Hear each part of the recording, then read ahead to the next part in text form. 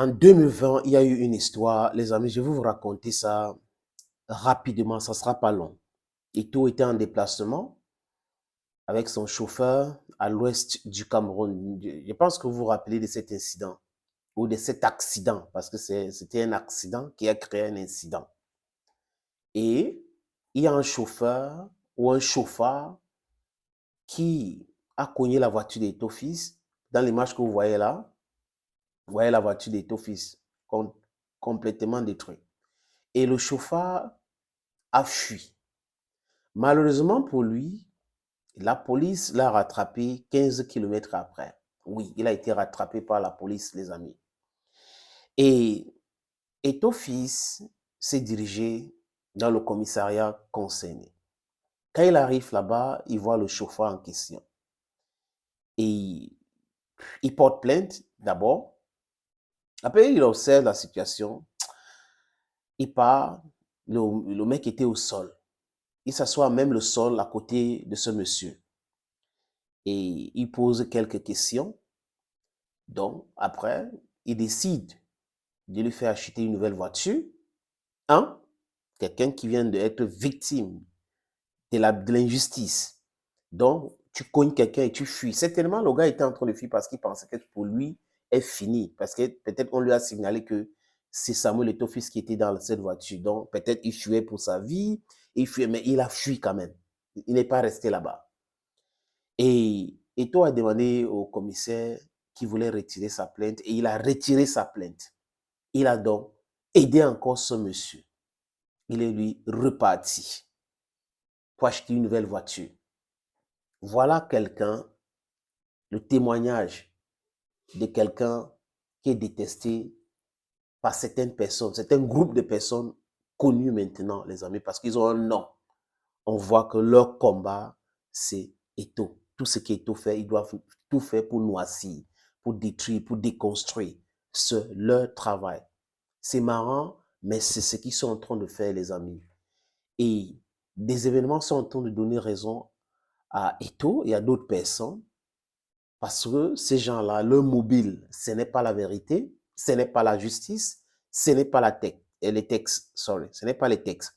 Nous le savons tous ici dehors, les amis, qu'il y a des gens qui subissent les injustices au Cameroun et quand vous êtes contre l'injustice, quoique, même si ça vient du parti obèse, le parti qui est là, qui a arraché tout le pouvoir au Cameroun depuis 43 ans, ou cette parti-État, même si ça vient de l'opposition, si vous êtes contre l'injustice, pour rester cohérent, vous devrez être contre l'injustice. Vous ne pouvez pas être contre l'injustice quand ça vous concerne et votre membre de la famille ou de votre association et vous êtes pour l'injustice quand ça concerne l'autre, juste parce que vous n'avez pas les mêmes partis politiques ou idéologies politiques. Non, la cohérence ne connaît pas ces genres de clivages. La lutte pour l'injustice ne doit pas connaître ces genres de clivages. Parti politique X, parti politique Y, n'est-ce pas, les amis? Mais si le but, c'est de travailler pour que les gens vivent bien et que vous constatez que l'autre est en train de soutenir quelqu'un qui a détruit le pays, mais avancez les arguments et non le sabotage. Parce que le sabotage veut dire que vous avez cette carence en idées. Vous n'avez pas des idées, donc du coup, vous procédez par des injures, les intrigues, les fake news et autres. Et tous les jours, c'est comme ça. Et ce que le monsieur l'a subi, les amis, c'est tellement incroyable. Autre chose, il y a une dame qui nous a expliqué à travers son récit, une certaine Paola. Elle était au Cameroun, elle a fait ses études, c'était difficile pour elle, elle a fait un, deux enfants. Après, ça ne marchait pas, elle voulait aller en Europe. Elle a commencé par la route jusqu'à arriver en Libye. On a pris comme esclave et le chef milice est venu un jour pour demander leur nationalité. Elle a dit, parce qu'elle était avec un groupe de personnes, elle a dit camerounaise. Et là, le gars lui a demandé si tu connais Eto'o. Elle a dit que Eto'o, c'est son cousin.